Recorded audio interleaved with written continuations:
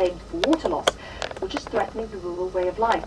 As a result, a new policy, and in fact a new phrase, has entered Chinese bureaucratic thinking: ecological migration. Bronwyn Adcock continues her investigation.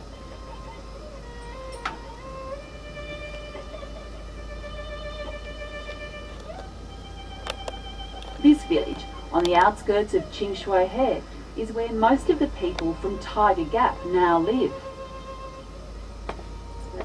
It's one of many purpose-built ecological migration villages. Living here is a mixed blessing. This man used to have his own farm in the old village. Now he must rent land to do his farming. The good thing is the road is better and we have water, but we no longer have land. For a farmer to not have land, I don't know what to say. I've always worked in the fields.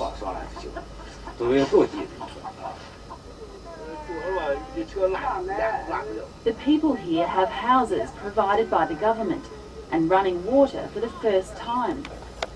But without land, many of these former farmers are struggling for a livelihood.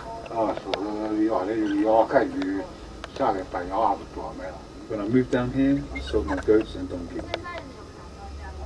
I got rid of everything when I moved down.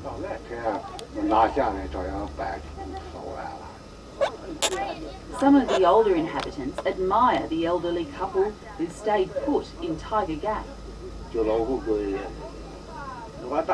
But they made up their minds, so they didn't move down. They were right.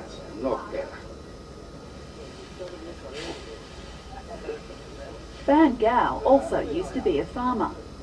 His village was abandoned 2 years ago. As a single father supporting 2 children, he's had no choice but to find new work.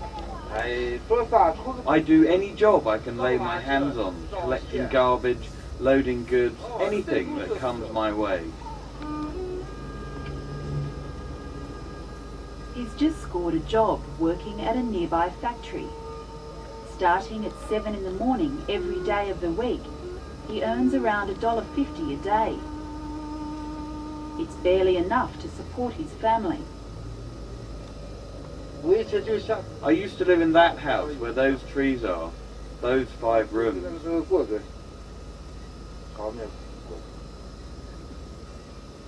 Occasionally, Ban Gao returns to his old farm. In order to receive government compensation for giving up his land, he must plant trees here. It's an attempt to restore the dry and degraded land. Next year, all the land here will be used for growing trees.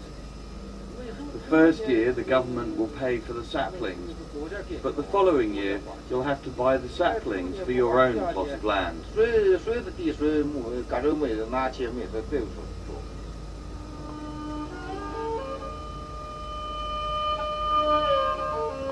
While over-farming and global warming are forcing a new way of life upon many, this is also being seen as an opportunity by some entrepreneurs.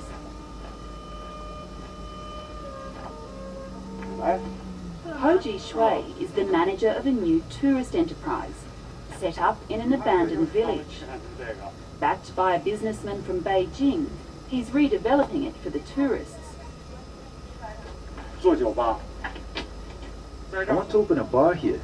I will sit here and drink original Colombian coffee and smoke a Havana cigar. I'll use all these old run-down houses for my bar.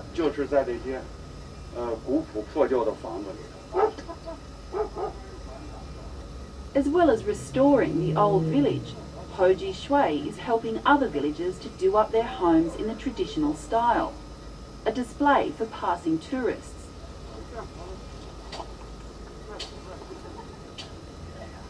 Private enterprise has also managed what government couldn't, supplying the villagers with running water.